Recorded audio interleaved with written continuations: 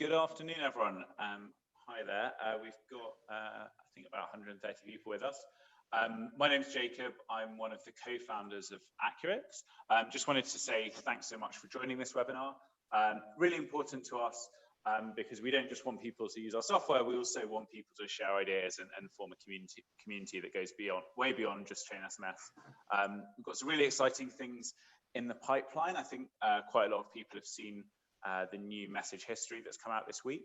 But please, as we always say, do keep giving us feedback so we can keep making chain SMS better.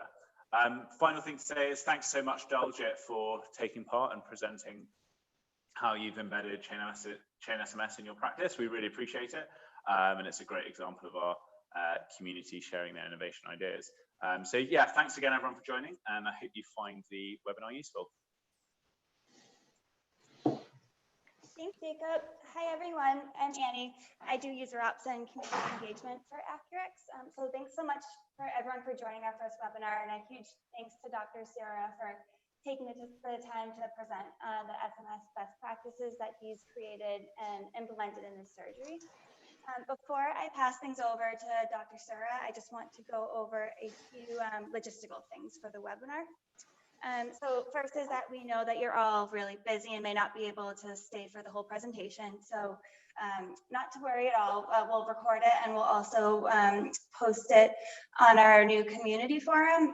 So I'll share some more details about the forum at the end of the presentation. And I'll also follow up over email with the link to the webinar. There's also a Q&A function within this webinar, so if anyone has any questions, just feel free to submit your questions there. And if you see that someone's posted a question that you'd also like to know the answer to, you can upvote it, and that will just be helpful for us to know what questions to prioritize. And we do have a lot of attendees, so we may not be able to answer all the questions over the webinar, but we'll make sure to post the answers to all your questions and we'll follow up if necessary.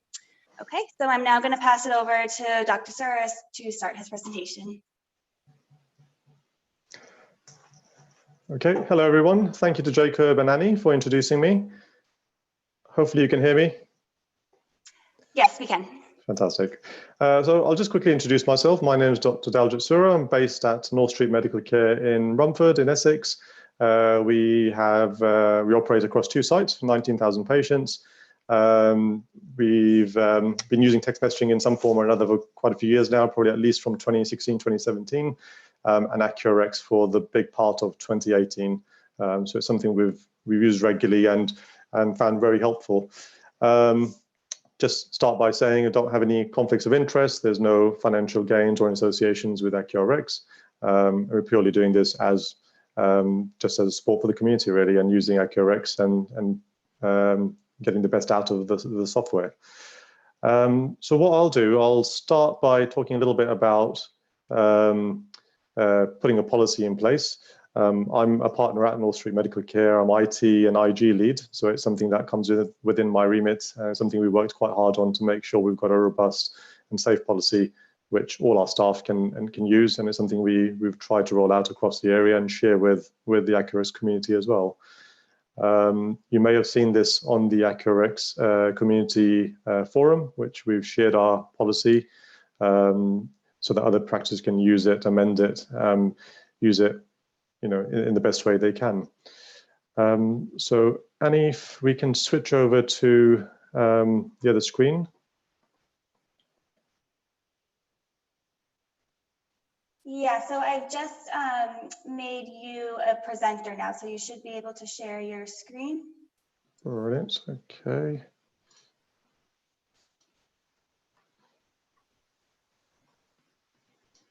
Is that showing EMIS at the moment? No, I'm still seeing you. Let's see.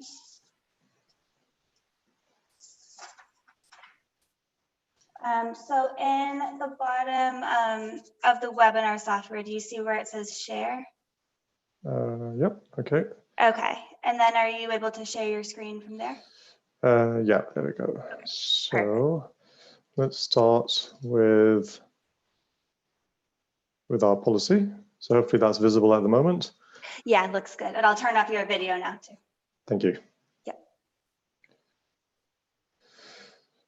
So this is our practice policy. It's something we've worked on, like I said, for a couple of years now, just to put in place something that's safe, that's something that follows the principles of the GDPR and general IG principles, and something that outlines why it's in place with the principles, how it's going to be followed, and with some sort of standard operating procedure or SOP so that our staff can follow it, you know, in terms of clinical practice or administrative practice. So we'll go through this briefly, and then we'll go on to a little bit about how this could be implemented or changed to fit your purposes. So we've started by just outlining reasons for having the policy in practice. And the main reason, obviously, is to be able to communicate with patients, sending them text messages for a range of purposes, including recall, care plans, direct clinical information delivering, as well as communicating for other reasons, administrative purposes. We've tried our best to follow GDPR principles. This is something we've kind of worked hard on to make sure we're not in breach of general IG principles and setting in place the key 7 principles from the ICO's guidelines. We've sort of also set aside specific consenting and safety measures when we're communicating for anything sensitive, such as test results or direct clinical data. So as you can see, we've made it applicable to all partners, staff, locums, and trainees at the practice, so everyone can use it at the practice. We've installed it across all our PCs and encourage all our staff to sign up, have their own accounts, and use it in multiple ways across the practice, so that is useful for clinicians, for doctors, for the nurses, for the admin staff as well.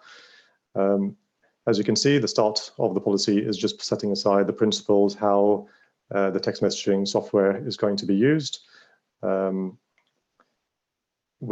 which areas to use it in, when care needs to be used, and how careful you need to be to phrase your messages correctly and sensitively. Our current practice policy is to start all messages with North Street Medical Care. We've had an example this week where a patient received a message from a previous GP who managed to receive a result for a patient, and just setting aside our own name at the beginning of every single message is extremely helpful, just to make sure patients are aware that it's coming from a recognized source from the doctor's surgery, and it's not marketing or messages from an incorrect source. So I think as IT lead, we've worked hard to make sure we oversee the text messaging use and how it's embedded within our practice. We'll go on to a little bit about how to do consenting and how that can be embedded within the EMIS software using either protocols or searches in the background, so you can see when patients have been consented. We currently use, obviously, accuRx as our main text message provider for direct messaging, as well as other recall software providers, which I'm sure accuRx will do in the future. So installation is done either by staff directly or by our IT staff, so that it's set up correctly and it can be used by anyone signing on to a particular PC, especially if people are hot desking. There's training available. We've run a set of training sessions for our own staff, which we've put onto our YouTube channel. accuRx obviously have a great library of resources and support, which is available online on the website, and the newly formed support community, as well as Facebook and directly with the call center. So as we said here, this is our sort of support. So something we've outlined at the beginning of the policy. We've had a section within our policy from the very start, just following the procedure and how text messages are sent. We've made it quite clear here that explicit consent is not required for routine non-sensitive text messages, and that's following GDPR principles, and we have a lawful basis to provide that that form of communication. So we'll go through that a little bit later on, and that's something we again highlighted in the policy. However, when we are using anything sensitive, then we have explicit consent to make sure the patient's happy to receive that information on their mobile phone. Regardless whether it's sensitive or not, it's essential that the mobile phone records are kept up to date, they're accurate, and that's something as a practice we've worked hard on to, again, make sure our data is clean and that as many patients as possible have a mobile number on record so that text messaging can be used as much as possible, which has really helped our efficiency and cost savings in terms of letters or calling. Text messaging has worked wonders for us. As you can see, we've talked a little bit about seeking consent here, which you can amend and update for yourselves using SMS communications for patients who have provided their mobile phone as a form of communication during the registration process or on a later date. So either you're phoning the patient or text messaging, and by providing that phone number, they have provided its consent, although not explicit, for you to communicate directly with them. Within our pathways, we've built a shortcut, which I'll demonstrate in a little while, using hashtag SMS, which pops up with a multiple choice question, which allows you to read code the consent. We also do the same via our F12 key, which just makes it a little easier for clinicians to make sure the right read code goes onto the screen, and then that's visible either through the accuRx screen or through our own pop-up, which we've created, which again, I'll demonstrate in a little while. I think this is really essential that something like this is in place, including consent, because if you have a large team, you will have people using different consent codes and documenting consent in different ways. If it's in free text, that's not going to be searchable and it's not going to be easily accessible for the rest of the team. So using the right read code is really the basics of using text messaging here.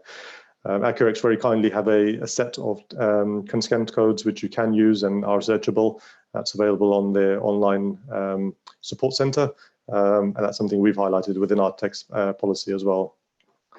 Now, like I said earlier, for pathology results, this is something we initially did through the EMIS software, but this works a lot better through accuRx. So for any pathology results where we've patients have given prior consent, we'll be able to communicate with them and either ask them to book an appointment or give them direct messages that a prescription has been issued or what action to take following the test that's been carried out. I think you can see here we've gone into a little bit about usage and not using it for critical information where you need to ensure the patient needs that information immediately. That doesn't stop you from sending a text message and then checking later on to see if an action's been done, which is something we've relied on in the past. We've had some scenarios recently where we've had urgent results and patients have not been contactable by telephone, but a text message has got through to them within about 5–10 minutes, which has really helped in their clinical care. Sensitive information, as we've said here, we need to be extremely careful about who's going to be looking at the phone. I suppose in a way, it's no different to a letter arriving on the doorstep and that being opened by someone else. But as long as patients are happy that you can send them information and the nature of it, and if you consented that in before you send it, that is safe. Sending times, we've, as a practice, decided we're not going to send any messages outside 8:30 to 8:30 in the evening, unless you feel it's appropriate to do so, if it's something urgent that you've already spoken to the patient about. accuRx have a function, obviously, within the sending software, so that if you're sending messages after a certain time of the evening, it'll automatically delay until 9 o'clock in the morning, which, again, we've highlighted in our policy. Delivery reports is, again, a function that accuRx provide via the website login. Something that does need to be in place. I think every practice will need to have a mechanism in place so that any messages that haven't gone out or failed for whatever reason, either a mobile phone number is old or no longer taking SMS messages, you will have on the website that those messages have failed. You need a mechanism in place, either the clinicians checking their own messages or probably more appropriately, administrative staff or reception staff to go through and check those messages. At the moment, we have something like that in place from our reception team, checking on a weekly basis to make sure any messages that have gone out, especially clinical care ones, are followed up, or the patient's called or written to if they haven't gone through. We also use that as an opportunity to check the messages, the phone numbers, and update as much as possible. Okay, so as I said a little bit earlier, phone number confirmation. We've built in a little shortcut in the system that checks if patients don't have phone numbers or if there's old phone numbers in place. GDPR, I'm sure everyone's done a lot of work on GDPR, making sure their processes are safe and IG proof. And this is something, when we had our CQC visit earlier this year, we went into detail with one of the inspectors to demonstrate the mechanisms and the safety issues we'd sort of considered and put in place before we started text messaging. As you can see here, we've put in place the lawful principles of why and how we deal with patient data and we're text messaging. In this case, we're using and processing personal data for the basis of providing direct care and administration for health and care services. I think that's something important that needs to be in place in your policy, again, for CQC purposes, but also for good IG principles and safety reasons, really. Now, consenting and opt-out, we've created a little workflow chart just for staff and anyone at the practice to follow, so they know exactly how to put in consent codes. So as I said earlier, we can use hashtag SMS, which creates a little pop-up communication box like that. You can either say patients explicitly consented or they've dissented and do not want to be communicated by text message, which again will show up in the accuRx login when you try to send a message. We've also created a second consenting procedure for general communications. If administrative staff, for example, are asking patients at the front desk if they've had before text messages to be sent to patients. The pathology results, we generally leave that for clinicians to discuss to make sure that's safe and the extent of messaging is documented and clear with the patient when you're seeing them during a consultation. Those are the read codes which accuRx provide that can be searched for and are probably the most appropriate ones. And that's something we've used as well. The ones I've put in bold are the ones we directly use for pathology results and general text messaging. We've also given a little bit of guidance for our staff, general appropriate messages, inappropriate messages, slang, and just being professional as you would do in a letter. And you'd follow the same principles when you're sending a text message.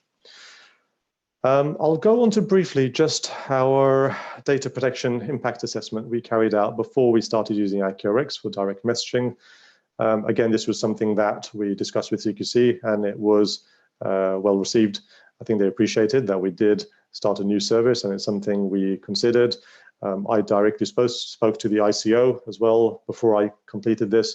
And it was a nice way just to go through and consider any changes or safety concerns you need to go through before you're starting any new service, which I think SMS is part of. So we've used a lot of the data and principles that are on the ICO website, as well as on the accuRx website to complete this. And it's looking at why a data protection impact assessment needs to be done, a little bit about the processing of the data, recognizing that it's an approved partner with EMIS, and where the data is being stored and how it's being processed, and a little bit about the IG toolkit and about safety of how that data is being processed. accuRx very kindly provide a lot of this on the website, and going into, again, the legal basis for you processing the data and using text messaging to communicate with patients. This is something that's quite easy for, I think, any managers that are using accuRx or on today's webinar to do for their own practice. We've amended and made this tailored for our practice, obviously, and it's something the managers have sort of signed off, and something that we're, you should really be doing for any new service or potentially change to your practice or any potential risk for patient data. Okay, so why don't we go over to EMIS?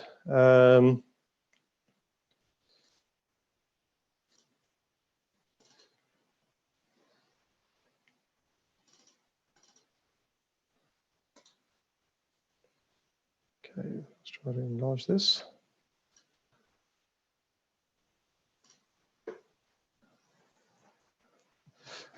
I'm hoping this was visible. I'm just going to restart this. Annie, if you're still in the webinar.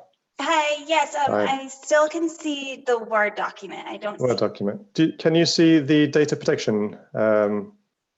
It's still on the SMS Okay, communications. fine. Let's go to this one. So this was the data protection assessment I was just talking about. I think we just need to switch screens. So as I said, this is just identifying why you're doing the assessment, the processing of the data. And again, like I said, this is using a lot of the data that's available and the guidance that's available from the information at the ICO and the accuRx website.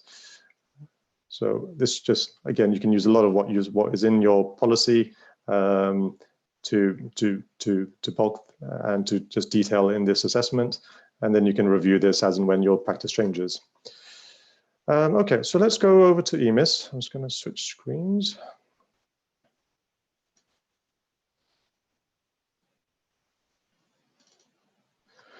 Okay, so if I start with a test patient, we have, obviously, as you can see, we've not particularly consented this test patient. We have done with other ones. So at the moment, it's not highlighting any read codes when you go into the care history or to the consultations view.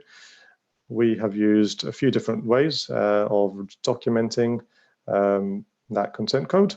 So either within history, we are typing #SMS, you press enter, that creates a multiple choice question, which you can then consent and say, yes, the patient's consented for me to communicate either test results or for general communications, you click the bottom one.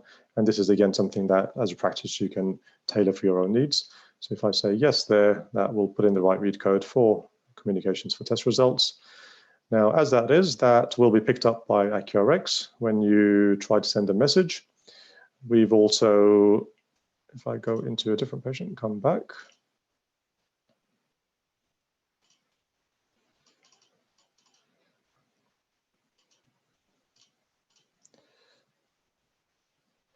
We also created a little pop-up which stays within the QoF screen just to highlight that the consent has been given. And that's something that's been particularly helpful for our clinicians, just to be able to see clearly when you're dealing with your path results and you're going in and out of records that this patient's communicated and given that consent, explicit consent during a consultation, for example. The way to do that, I'll go into the text just to show templates.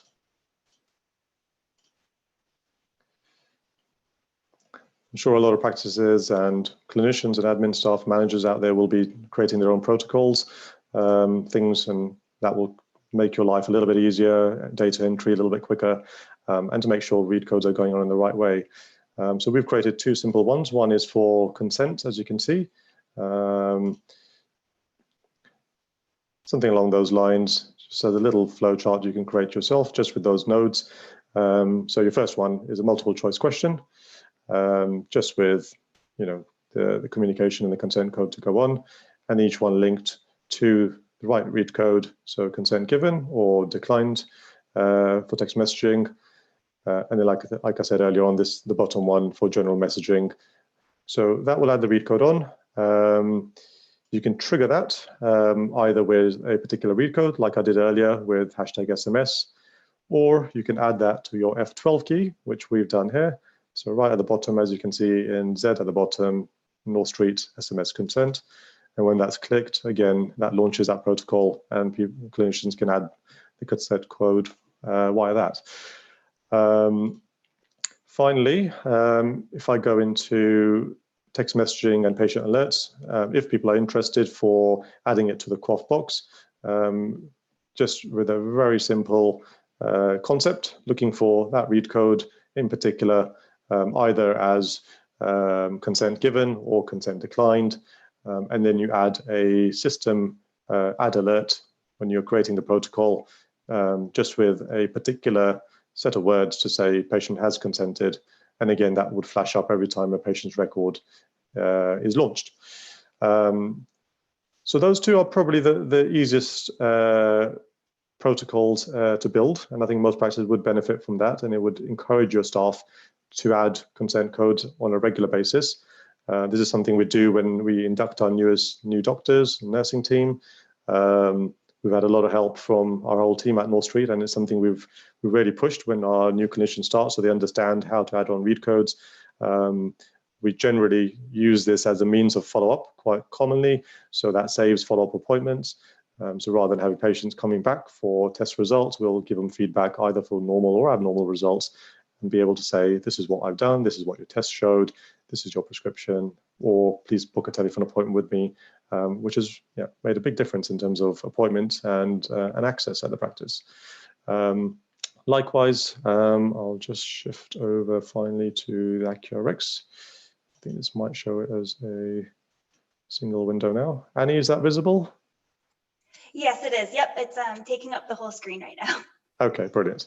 Yeah. So as you can see here, we worked quite hard with our clinicians, with the doctors, to create a set of our own templates. There's a few that I use personally.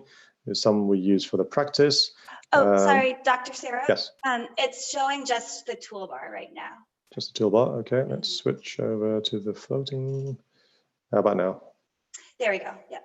Okay, so at the top, when you try to send a text message, there's a set that I've created myself for my own use for things like procedures, for histology, the set that we use for our practice, which some of our doctors have contributed to, some of our nurses. I know help from people like Lizzie Howell, who's helped from the nursing point of view at our practice, and we managed to tailor this for our reception team. So things like active signposting at the front desk. Reception can point towards local services and appropriately signpost patients to where they need to be seen rather than necessarily a GP appointment, with appropriate follow-up, and safety netting has worked extremely well. So just as an example, if you're sending a message saying your prescription's ready, for example, that's one of the EMIS accuRx templates. The consent code that we've done automatically comes up at the top of the screen there. And that comes up in green. Naturally, if you're in the patient record, you'll see the QOF box as well. If I send that through, that's come through to my phone instantly. There we go, that's come through.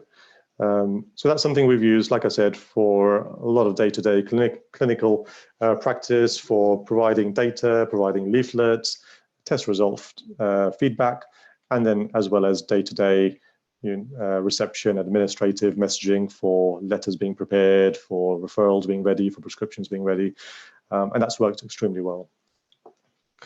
So I think that covers the majority of what I wanted to cover and outline today for IG principles, creating a policy, and embedding it within your EMIS system. If there's any questions or anything I've not covered, Annie, by all means, we can do that now. Yeah, that sounds great. Thank you so much. The majority of questions that we've gotten have been attendees asking if they can see a copy of your protocol. Okay. So that is already on our community forum. So I will send out an email later today with all of you with instructions for how to get on the forum. And then you can, if you have any questions about it, just post within those threads and we can all answer them within the forum. And then, yeah, so let's see, I'll go through the other questions. One moment.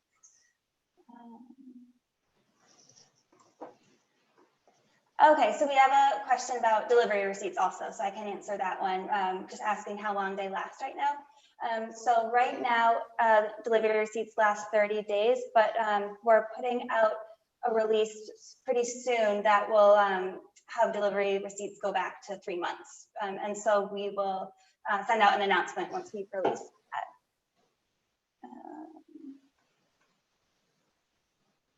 Okay, someone has a question about what if they could get a copy of, a copy of the protocols. Yep, we'll post that on the forum.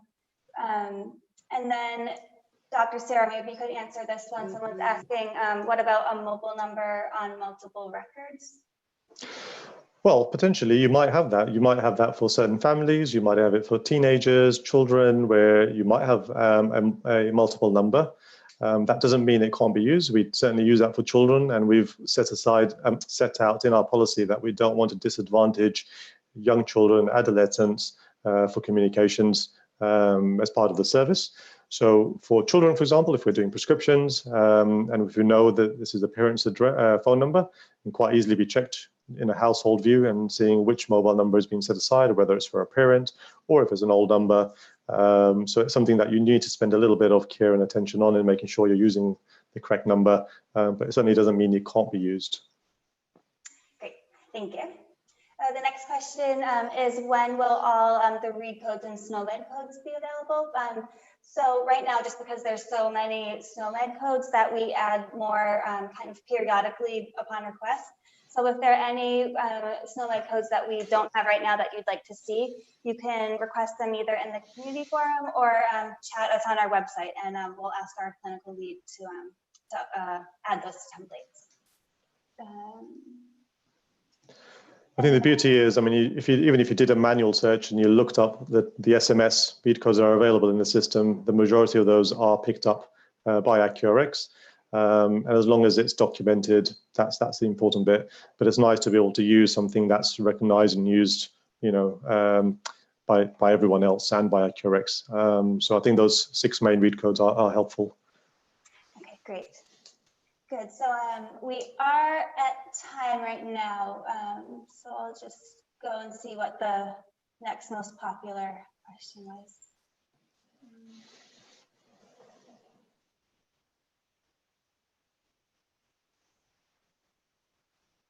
There's a question there about written advice from the ICO. When I spoke to the ICO, we didn't get written advice, but we did get signposted to some of the guidance that they've got on their website, including any new service, general communication principles. Their concern was whether text messaging, patients not perceiving that as some sort of bulk messaging, or you're not using it for purposes of advertising or cold calling, as it were. So I think the ICO, when I spoke to them, were quite happy that text messaging is used as long as it's been done safely, with consent, with a policy in place. And that's something you can certainly get further guidance on. You know, practice ICO is certainly not unhappy with practices or individuals calling them for guidance. You can even share your policies or your SOPs with the ICO, and they'll usually provide guidance if they're happy for you to would make any changes to your policies. Perfect, thank you. And now could you just pass, okay. Can you see my screen? We can, yes. Okay, great. So I'll just wrap it up. And like I said, so we unfortunately didn't get to answer everyone's questions right now, but I have them all, so I'll work on typing up answers to them, and I'll post them on the community forum. I'll also follow up with everyone here with an email with a link for this webinar recording, and also instructions for how to join the forum. So thank you again so much, Dr. Sura. This was, yeah, really great presentation and clearly really helpful for a lot of our users. Thank you, Annie, for that. And like I said, I'm happy to be provide some guidance or help with any other practices or clinicians that need any help with creating the protocols or the templates. The community forum for accuRx is probably the best place to do that and share some of these documents. I'll be happy to help with those. Perfect. Thank you very much. Yeah, so just a little bit more info about the community forum for everyone. So it's a forum that we're trialing at the moment. A lot of you have fed back that you don't have Facebook or don't want to use it for work, and so would like another place to collaborate with other accuRx users that doesn't require a Facebook account. So the URL is up here. It's community.accuRx.com. So right now you need a login that's separate to your chain account. So just email address and password. You can also log in with your Facebook account. Yeah, so basically it's just a place for users to collaborate with each other for this kind of thing. Also make suggestions for things that you want to see us support in the future. Yeah, just post questions. And yeah, just really just a space for everyone to collaborate of how like the best ways to use Chain. And then, yeah, as always, if you have any trouble using the tool or have any other questions, feel free to chat us on our website to speak to either me or my colleague, Vicki. Yeah, so I think that's about it. So thanks again, Dr. Sura. I'll be emailing everyone soon. That's great. Thank you, everyone, for joining. Bye. Bye now.